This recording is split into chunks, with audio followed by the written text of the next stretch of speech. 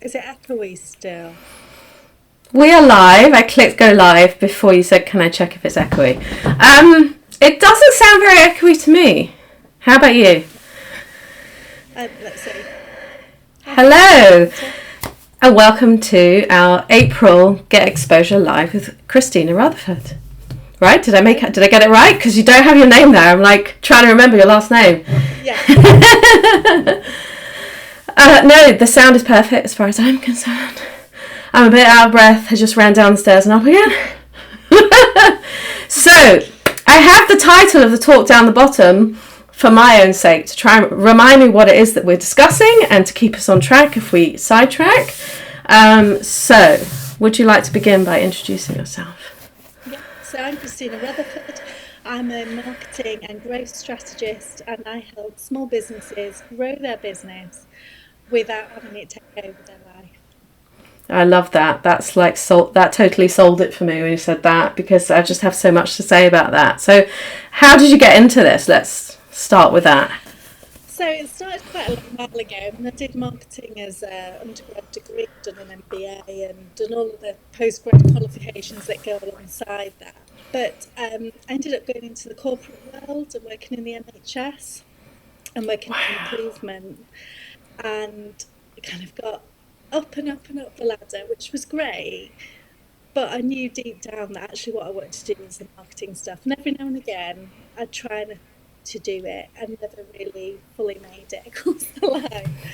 And so I've set up all these other businesses. I've helped other friends kind of improve their marketing and never really focused on just doing the marketing. So now that's what I'm doing. I've learned so much along that journey. My NHS experience has helped. But I'm really passionate about helping small businesses get it right and not having to do all of the things. I think quite often you get bombarded by all of the stuff out there saying you need to do this, you need to do that, you need to do the other. And as a small business owner, it's just unattainable.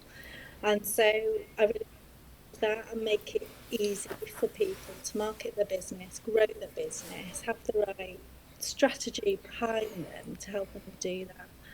So, yeah. So how do you do that practically? If someone comes to you and they're trying to do all of the things and spin all of the plates, what advice do you give them? So I always start off with a really simple framework of what the customer journey is. And some people will know that called like the funnel, but I think the funnel's a small part of it. But if you mapped out how your customers learn about the problem or aspiration they had, all the way through to buying from you and what happens post the sale, what you Mm. want is marketing activities, one for each of the stages, to start off with. You don't need loads, you just need one per stage and get that right. And so I always talk to my clients, what are they currently doing? Doing a bit of it around, are they doing loads of stuff at the front end? And maybe they're losing people because they're not taking on the next step of the I journey. think that's Not everything huge. there. I think a lot of people end up doing that, like losing people along the way because they haven't thought it. I mean, it's exactly what I used to do. I'd be like, right, I'm going to do a 5-day challenge. And I'd do the 5-day challenge, it'd be great. And there's absolutely no follow up. It was just like, oh, good, the challenge is finished. What can I do now? Yeah, yeah. And I see people Yeah. going from social to then doing social ads and then wondering why they're not selling enough. And it's because, let's say somebody comes to your website, if you've got a website, 70% of people just leave and you've got no Right. way of contacting them again. So you might have done all of that hard work on social media. You might have the most brilliant social media presence, get them to your website, and then they just go.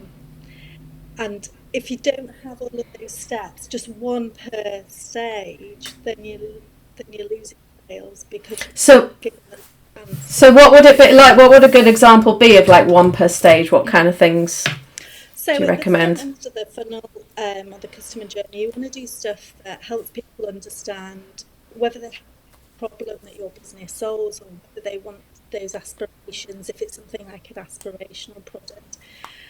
And so you could do social media, you could do blogging, you could do PR, you could do ads, but I'd always wait until you got your data right before you got to that stage. So those things that are very around getting you out there. And quite a lot of people say about being visible. So pick 1 or 2 social media platforms and really nail those. For me, that stage is all getting people onto your email list. And Mm. on your email list, that's where you nurture people.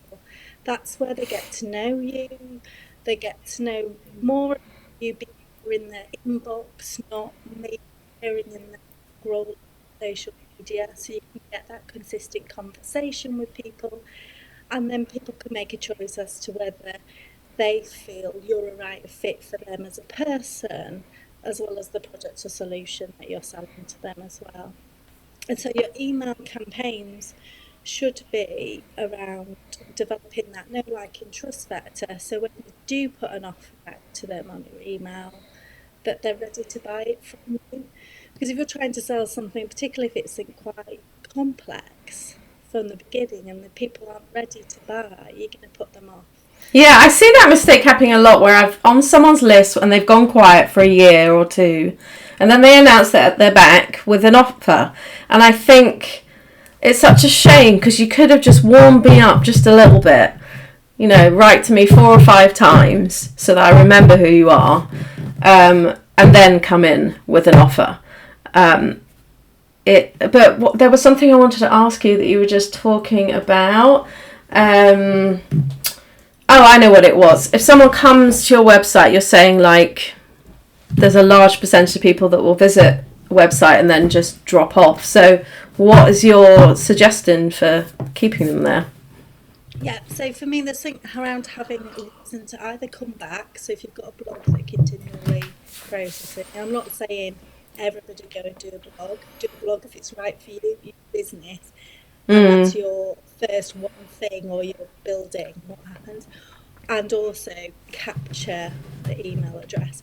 So do something on your website that gives them an opportunity to opt into your email address. And there's loads of different ways you can get people to hand over their email address by giving them value. So it could be a discount, it could be like a downloadable form, but the best way is something like a quiz.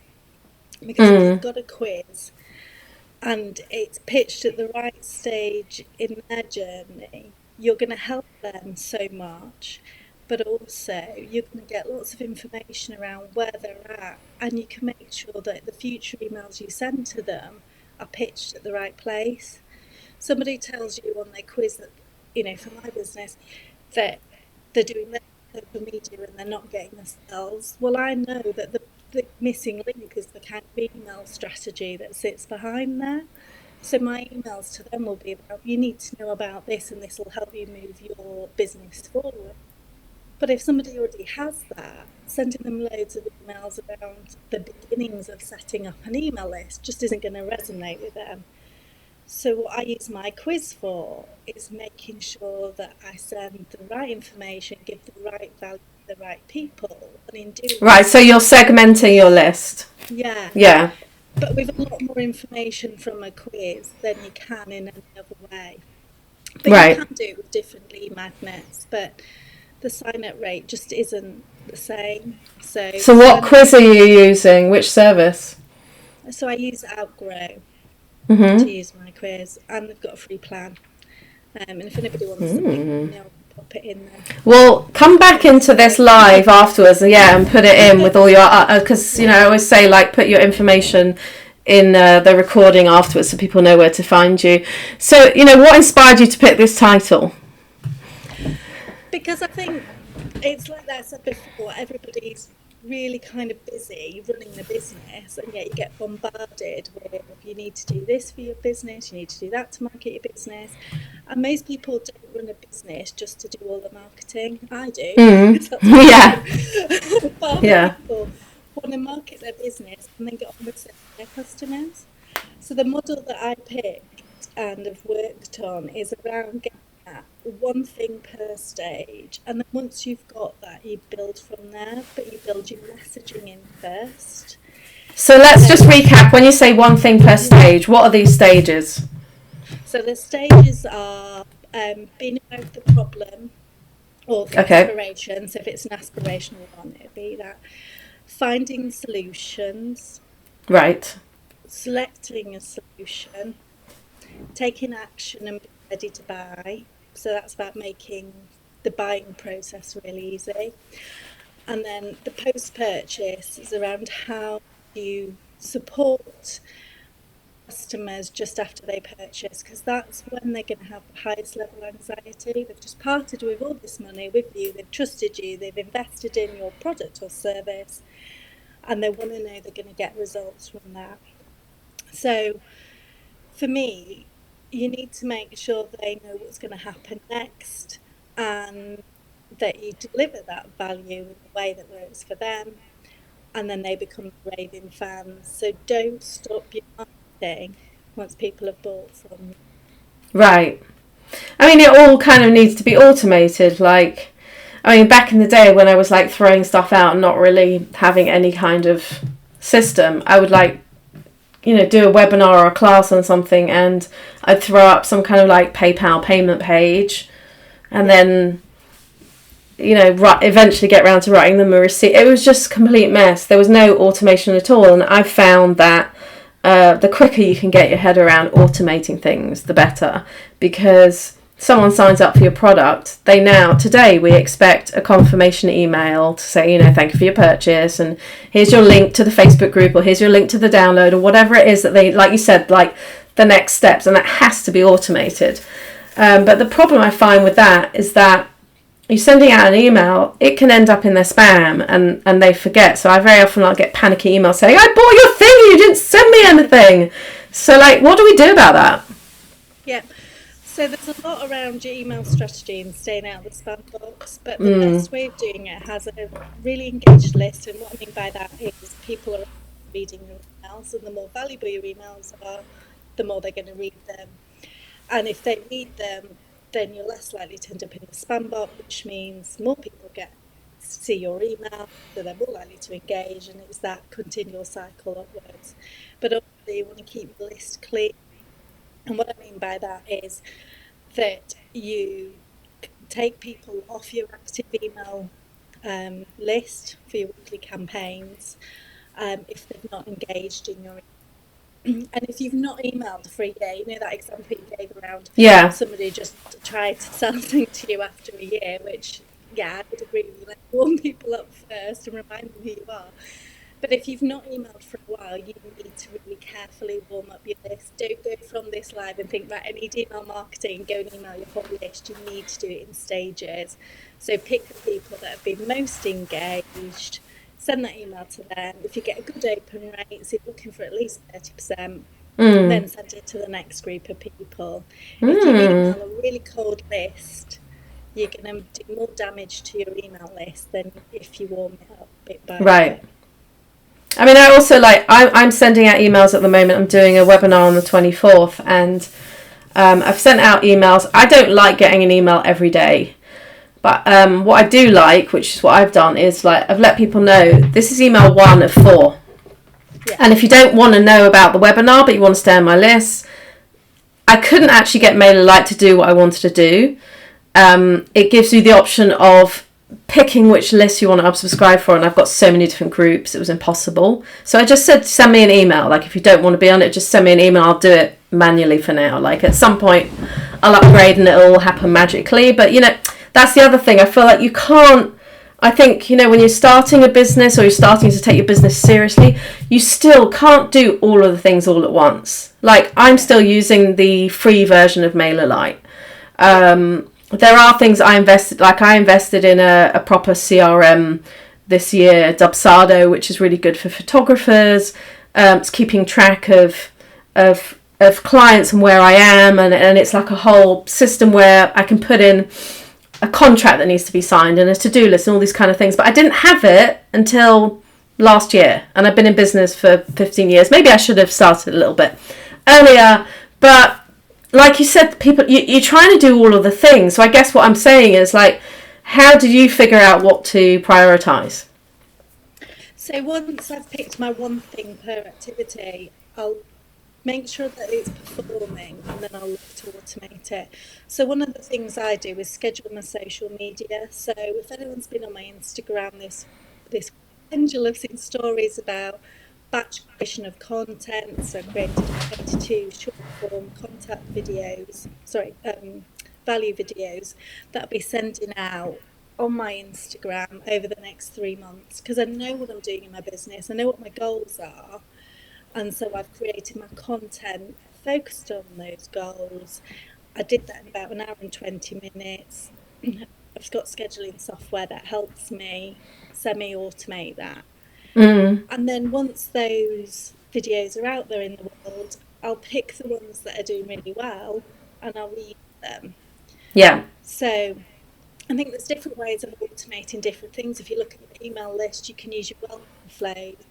You can use automation to take people off your list and clean your list if they've not engaged with you, like an automatic segment, and they get sent an email campaign to invite them to either leave. So there's things that you can do that don't cost you much money. They're still in the kind of free MailerLite type solutions out there.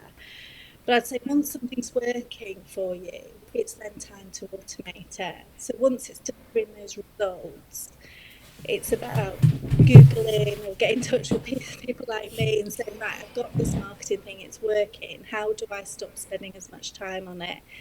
And then there's the ultimate, that if once you've weeded out all of the stuff that a person has to do manually, it's then around, do you have to do it and can you outsource it?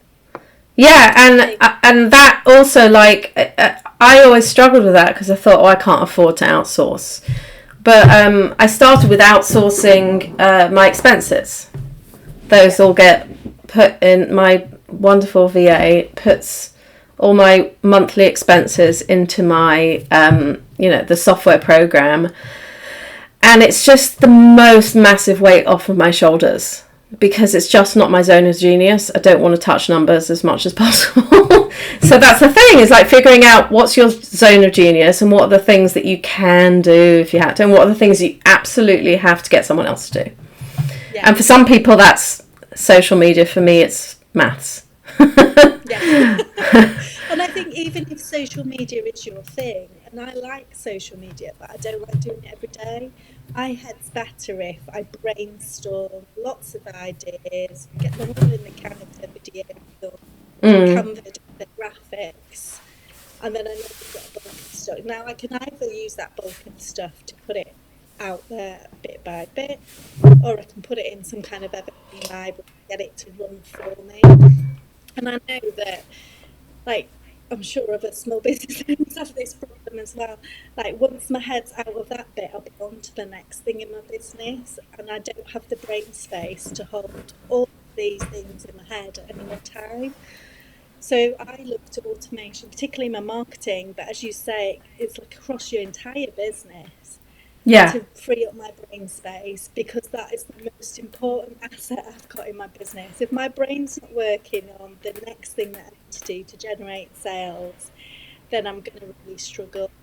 So I prioritise putting that up. And then that also means that if I'm automating some of these things that are crucial to the growth of my business, I do get to integrate what's happening in my life outside of my business with my business, because I don't need to be on all the time.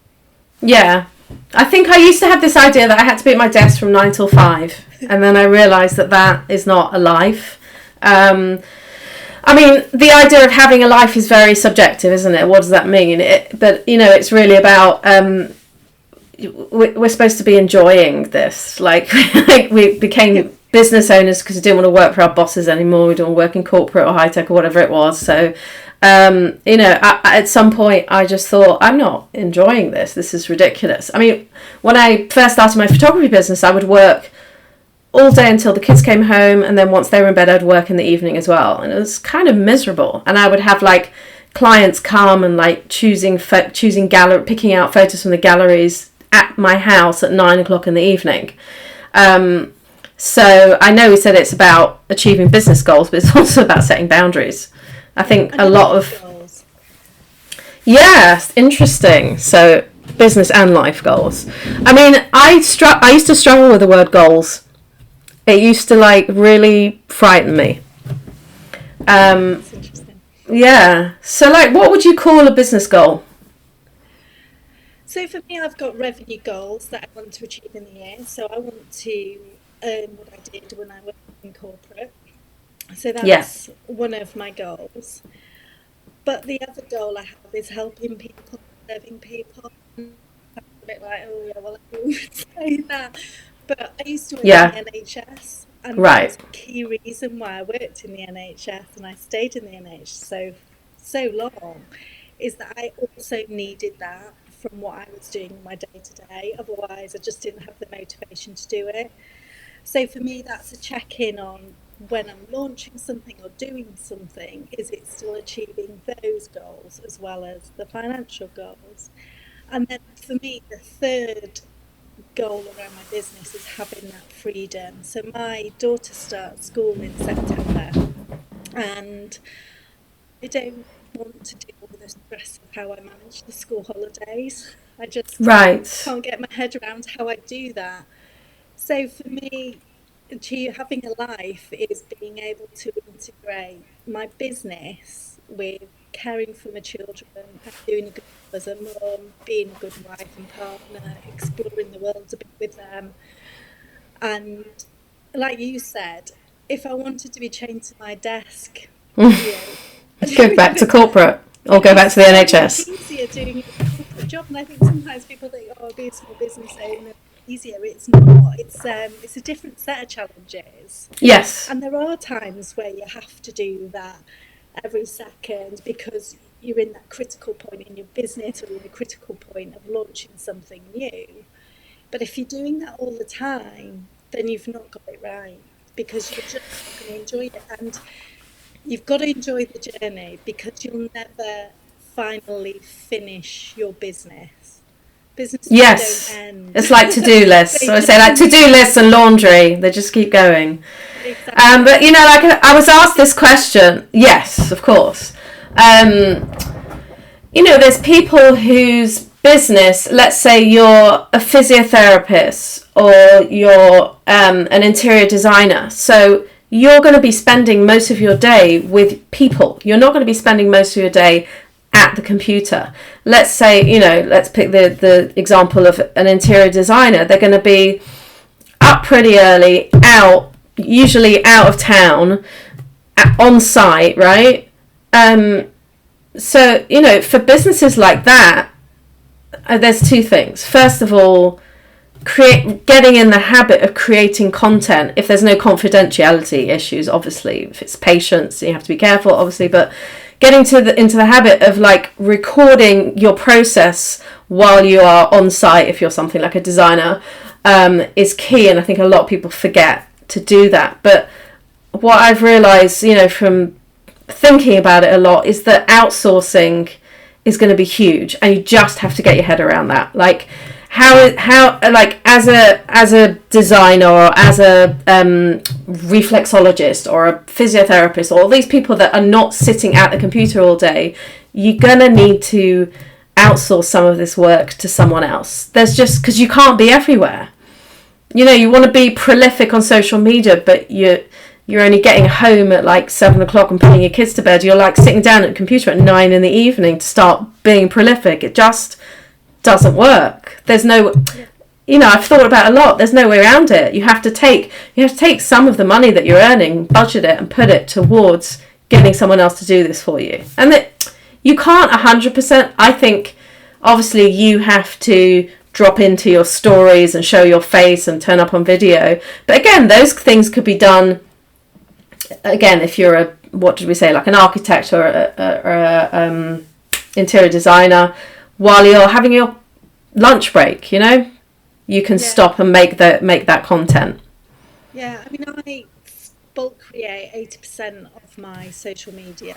The remaining 20%, I have reminders that flash up on my phone with a very Ooh. specific thing that Oh, tell us I. So about I've that. got I a like that. scheduling. So I've got a scheduling software that if I want to post to stories, it pops up on your phone and then you post it. And Yes. Which one do you use? so I use Meet Edgar. So I'll pop a link because that helps you create the screen. So it creates a library of stuff. And then when it gets to the bottom of your library of stuff, it repeats. Because most people don't see all of your social media because of the algorithm, because they also have a life. Yes. For me, they're also running their own business. So chances are they're not going to, as long as you've got a library that's big enough, they're not going to see the That's same so stuff interesting. popping up again. And for me, what I talk about doesn't change hugely 1 month to the next. And can you tweak it if you want to, though? Yeah. Yeah. And if you've got a post that's a dud in that and it's not performing, people don't care. You pull it out. Just take it out your library. Brilliant. Definitely post a link to that. Yeah, I will do. I've been doing a course on, like a mini course on how to do this and the entire content process to get 80% of your evergreen library set up. Sorry, 80% of your social media set up through an evergreen library. And then 20%, I get a reminder from the same app to say, you said you were on story. So whenever I see that, and I might be busy in, I don't know, doing a live like this or something, and it pops up, I then jump on and do it straight after that task. So it keeps you going with the 20% stuff that's the kind of behind the scenes, the more relevant, the more pertinent to what's going on today in the wider world as well, so you don't seem disconnected from what else is going on. And I think you know, you can do the live stuff along with that, doing a live in group. So I put all of my reminders, but I'm really specific about what it is I'm going to do on that story. I planned it out in advance, so I don't just show up and think, oh, what do I have to say, I'm often guilty of it. Sometimes I have these amazing stories when I'm selling something, and it goes, you know, from, it's like 6 slides long, and it starts off here, and it's got the link at the end and whatever. And then other days it's just like, you know, look at my potatoes that are growing beautifully outside in the garden or whatever. It just sometimes it's just, I think that's the thing. I don't know about you, but I have my systems and I have my goals. But there's some days, like yesterday, oh my God, I went live and I couldn't think of words. It was just my brain. I had such brain fog. I couldn't even, and it's just like, give yourself a break. You're a human being. Not every day is like a creative, you know, sometimes you're just not feeling the creativity. So, you know, having that, like you said, that 80% kind of ready to go is an amazing idea, because it really backs you up on those most of the time when we're having like brain fog or we're distracted, or you don't have to, like, you're taking a day to create all this. How long is it taking you to create that batch of content? So I'm creating quite a lot, because I'm creating my entire year's worth of launch. Yeah. Oh my. Okay. No. But if you wanted to create a month to 3 months, I would say it probably take you 1 to 2 days, depending on how confident you were and how clear you are on your goals. There's no point creating loads of evergreen content unless you're crystal clear on what you're selling, what you're going to be launching, what you want to talk about. So that's the first thing. And then the next step is brainstorming everything you need to tell people about those particular launches, whatever that you're going to be doing. And then I always sort of layer on the know, like, and trust factor. It's interesting that you talk about, I was having a day and I was just not feeling it. Tell your audience that, because that, oh God, I did. If you go and look at that live, I'm like, I don't know. I can't remember what I was trying to. And I had 10 points in front of me that I was reading through and talking about, but in between that, I was just trying to be articulate and it just wasn't happening. Like, whatever, just bear with me. Everyone has that. Everyone has those days. We are all human, and by sharing that, it makes people build a closer relationship with you. I think working with somebody that appears perfect, I can't. It's just, I used to follow someone who's a photographer, and she got into selling this curated packages of stock photography that you could use on your feed. And she's just like, everything was just so perfect, like more perfect than Pinterest. And she was talking about like days when it's just like everything's a mess. And I thought, oh, give me a break, you know? You look absolutely perfect. Like, I could see your mess and raise you, like, Yeah, I mean, I think a lot of people struggle with the batch creating, but like you're saying, it doesn't have, like, for you, it suits you to do the year plan. For someone else, it might be I want to know that I've got like 6 to 10 reels in my Instagram drafts that I ready to go. Yeah. Do you change clothes when you're doing this? Yeah, it's interesting. Behind me, because I've been recording here, I've got 5 different tops around that because it just looks good to have different colours going on. Yeah. So in my office I've got this chest of drawers, and I keep some of my clothes I'm pointing to it, you can't see it. I keep some of my clothes in my chest of drawers and just check, because I just think if I end up with 6 reels with this yellow t-shirt and they're all next to each other, it's going to get on my nerves. I don't think anyone else cares. I don't know. No, probably not. You probably notice it more yourself. But for me, I get bored. I'm bored of when I'm editing the videos, and I don't do too much editing because I think it should be real. Yeah. I don't want to be the same. I had this pink leopard print jumper on when I was doing the last lot. I was just like, I'm sick of that jumper. I need to change. Yeah, it's interesting. I think for me, there's different ideas that I get around social media. If I'm batch creating, I just keep an Excel spreadsheet or a G sheet with the ideas on. So when I come to it, I've got a list of ideas. I'm not so simple. Thinking of what I'm going to say. And I do the same with my blog as well. So I always try and think in 100 ideas, because once you've got to 100, you've got the best ones in there. And some of them are naff, they never ever get produced. But it gets your brain working. If you've got to get to 100, it gets your brain. Yeah, your brain to begin with panics. I did this in my business accreditation course. We had to come up with 100 ideas for our business, 100 ideas for like packages or offerings or collaborations or whatever. And to begin with, I was like, oh my God, 100. And then I don't know, something happened after 50. I think it just went crazy. It's gold. That's a really, really good. That's a very good way to end. I do have to end now because my son is going to come home, and he's going to ignore the fact that the door says "Don't come in." I'm on a Zoom call, and he's going to bang on the door because he's hungry. So, real life. Thank you so much. Remember to drop your info and drop the name of all the brilliant things that you've just told me about that I've forgotten that you will probably remember. It's been so lovely chatting with you. Thank you. That's great. Thanks so much, Sarah. All right. Bye. All right. Take care. Bye.